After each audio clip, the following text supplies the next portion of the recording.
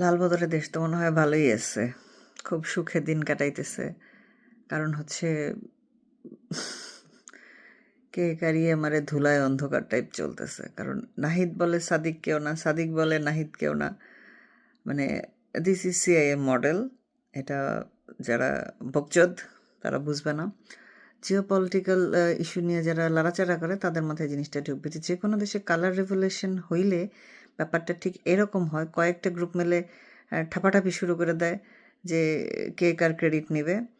কিন্তু যখন একটা দেশে বিপ্লব হয়, যুদ্ধ হয়, স্বাধীনতা নিয়ে সবাই কনসার্ন হয়, যেমন ৭১, সবাই সচেতন ছিল যে তারা অ্যাকচুয়ালি কী চায়, তাদের গোলটা কী।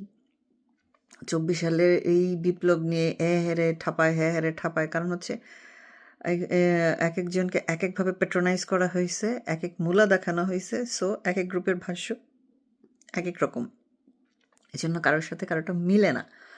সেই জন্য সবাই ভাবতেছে আমিই রাজা, আমার চেয়ে বেশি কেউ কাজ করে নাই। তো এই জন্য নাহিদ আর সাদিকা ঠাপাঠাপি লেগে গেছে। সকালে ঘুম থেকে উঠে আমি এটা দেখলাম, মজা পাইলাম। তো আজকে আমি সাজুগুজু করে আসছি। এটা আপনাদের মনে হইতে পারে যে আপনাদের কমেন্টে দেখে দেখে আমার কাছে মনে হয়েছে সাদারকে সরি, আমার এত হগায় কারেং নাই। আমার কালকে বেবি শাওয়ারের ফটোশ্যুট ছিল, আমরা ছবি তুলছি। যেহেতু নিজের জিনিসের দাম আছে, টাকা খরচ করে সাজছি, তো সেই জন্য আমি আর এটা তুলিনি। আজকে সারাদিনই সাজগোজ থাকবে। মিনিমাম ৪৮ ঘন্টা না রাখলে কি উসুল হয়? হয় না। সেজন্য আমি সাজগোজটা তুলবো না, এইভাবেই থাকবে।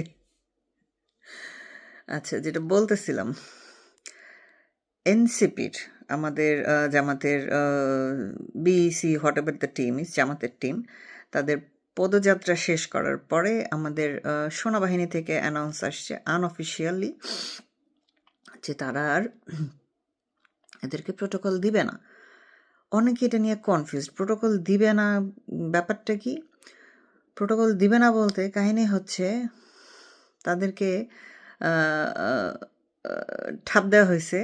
ঠাপ খাইয়ে তারা বলতে স্যার প্রোটোকল দিবে না, দিলেও তারা মিডিয়াতে হাইলাইট হবে না। কারণ হচ্ছে they made a massacre in Gopalganj. গোপালগঞ্জের ম্যাসাকারের পর তারা এমন হোগা মারার উপরে আছে, তারা কোনো দিকেই কুল পাইতেছে না যে কি করবে অ্যাকচুয়ালি, কোন দিকে কুল সামলাবে। শ্যাম রাখি না কুল রাখি টাইপ অবস্থা তাদের। এই জন্য তারা এই ডিসিশন নিছে, যদিও এই ডিসিশনে তাদের মানে কিছুই আসবে যাবে না। আবার এই ন্যাশনাল কমিটি পার্টি বা ক্রিমিনাল পার্টি, এদের তো নানা জায়গা থেকে গোমরা খাওয়া হয়েই গেছে। সরি। তো চৌকিদার বাহিনী তো চৌকিদার বাহিনী নাম হয়েই গেছে। এখন কি মারা গো হাইকোর্ট গেলে কি আর ফেরত আসে না তো, উল্টা আরও মারা যায়।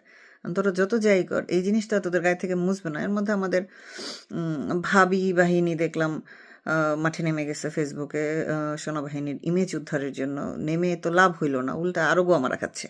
দেখতে ভালো লাগে। চালায় যাও তোমরা, সমস্যা নেই। তোমাদের এইসব নাচন কদন দেখতে মানে পাবলিক ভালোই মজা নেয়, আমিও মজা নিচ্ছি চান্সে।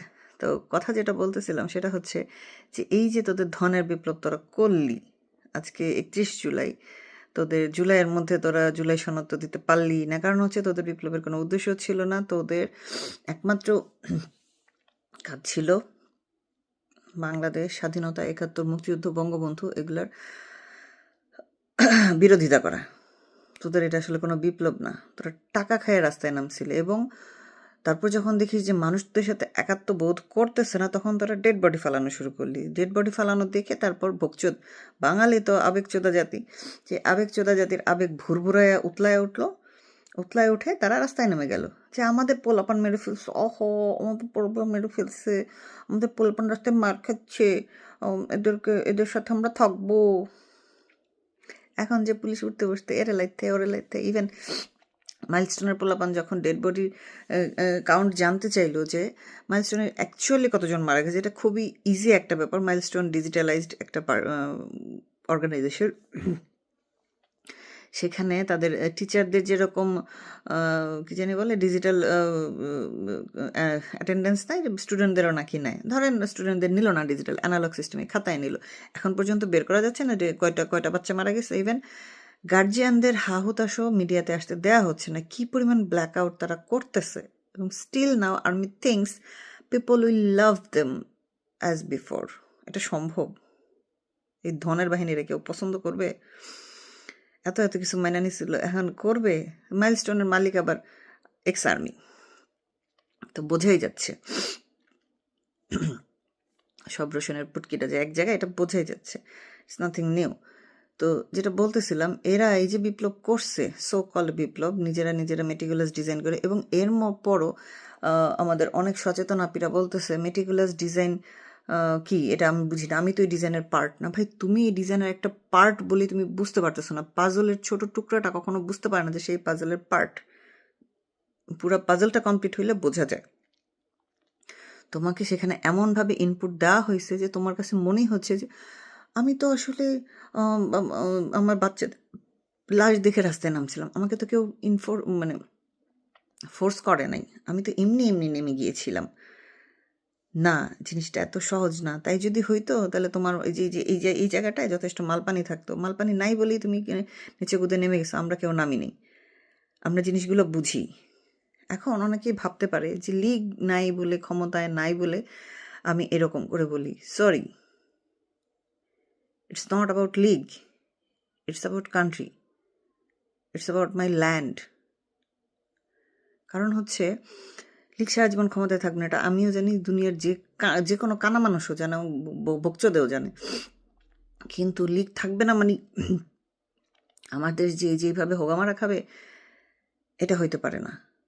দেশ ভালো চললে আমার তো কোনো লস নাই, দেশটা তো আমার, তাই না? আমাদের দেশ ভালো চললে আমাদের কোনো লস নাই। কিন্তু সমস্যা হচ্ছে তোরা ভালো করে চালানোর উদ্দেশ্যে এই ক্ষমতা দখল করস নাই। নুনুস খানকির ফুত, হিনটির ফুতের বাপ মায় কি এক ভুল করছিল এত বছর আগে, যার কারণে এটা দুনিয়াতে দুই পায়ে চুইলা ফিরা খাইতেছে খানকির ফুটটা। সে কোনো অর্গানোগ্রাম বুঝে না, সে চালাইছে সারা জীবন এনজিও। আছে, ঠিক আছে, ধরে নিলাম সে এনজিও চালাইছে, সরকার বুঝে না, বুঝতেই পারে, কেউ মারপেট থেকে সব শিখে আসে না। বাট সে সারা জীবন নিজের ইমেজ উদ্ধারের জন্য যে পিআর টিমের হেল্প নিয়ে নিজের মার্কেটিং করে বেড়াইছে, সে দেশের কোনো কাজেই আসে নাই। সে নিজের পার্সোনাল প্রফিটের জন্য আসছে। সে খালি নিজের প্রফিট দেখছে এবং নিজের যা লাভ হয় এরকম কাজগুলো সে বাগায় নিছে। দেশের কোনো কাজে সে আসে নাই। বাংলাদেশের মানুষের যে একটা মোহমায়া ছিল ইউনুস নিয়ে, যে ইউনুস আসলে দেশ একদম আমেরিকা হয়ে যাবে, তাদের সেই গোয়ার মধ্যে বাড়ি পড়ছে। এখন তারা বুঝতেছে যে ইউনুস আসলে কোনো কাজেরই না, একটা মাকাল ফল, অর্থলেস।